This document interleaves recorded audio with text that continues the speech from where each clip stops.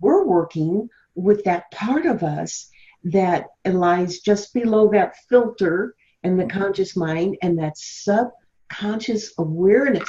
That's the part of us that we can address in learning how to think pain away, because that's the part of us that can alter the perception and the emotional value to pain.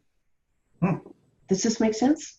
Yeah, it absolutely does. I mean, when you think about it, that kind of segues right in there, right? Whatever. You think yourself into pain, or you can think yourself into comfort.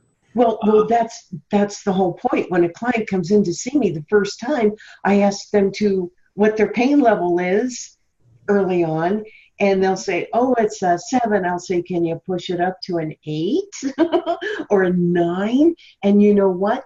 100% of the time, my clients are able to increase the pain perception all the time. Now, why are you putting them into pain? Yeah, well, I'm doing it because then I ask them to see if they can lower it to lower before it was when they gave me their first number. And 100% of the people are able to lower at that perception of their pain. And you're talking, Bob. And you're talking about 100% in a short window of time, like 2 minutes? Not even. Not even a minute. They can decrease it. And what that does is, I say, it gives them the keys to the kingdom, because it teaches them that they have control over the perception of their pain. Now that's pretty wild, right? It's crazy. It's right. It's like going on an elevator up and down. So people are actually able to increase their pain just with a simple suggestion of asking them to do it and asking them to lower it. 100%. Lois, 100%.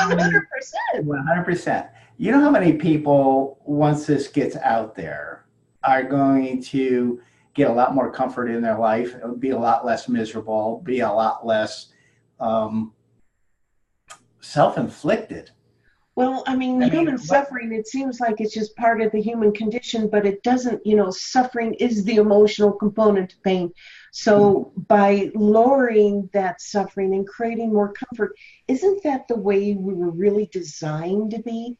That it's modern day technology and information, or misinformation, better word, that's creating a lot of the problems. So if we could begin to ascribe a different emotional value to what we're experiencing and not focus on the pain. I mean, that's my grand experiment, and I'm already seeing improvement just in the first week of doing this in less awareness of pain within my body. Mm-hmm. And that's after 1 week of just deciding to, let my body start taking care of itself. It's not that I'm against medicine. Mm-hmm. I just think that we can get caught up in the testing of medicine and the MRIs and the CAT scans and, the blood work. It's just, I went in, just for a normal breast cancer screening, which every woman should do every year, and something popped up and took a look at it. Thankfully, it was nothing but $7,000 later in doctor's fees, x-rays, and examinations for nothing to tell me I was healthy, which is good. I'm not complaining. Right. But $7,000 later. Right. And all the angst. Tell me that wasn't a stressful time for you, who has good control of her mind and understands the process. Mm-hmm. I gotta believe that you couldn't have gone through that process without experiencing angst about it all. It was terribly full of anxiety and some sleepless nights and wondering what if and how I'll be proactive and what I'm going to do. And it was just so much wasted energy on my part because it was perfectly fine. There was no problem. But when it impacts you individually, and I'll tell you, one of the happiest moments that I'll remember forever is hearing that I have beautiful breast tissue. Had no cancer. Yay. Thank you, doctor. I mean, that was elation.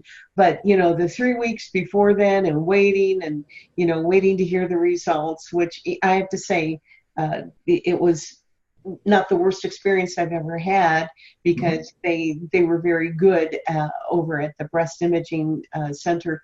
But boy, that's a scary thing to go through and not know what's going on.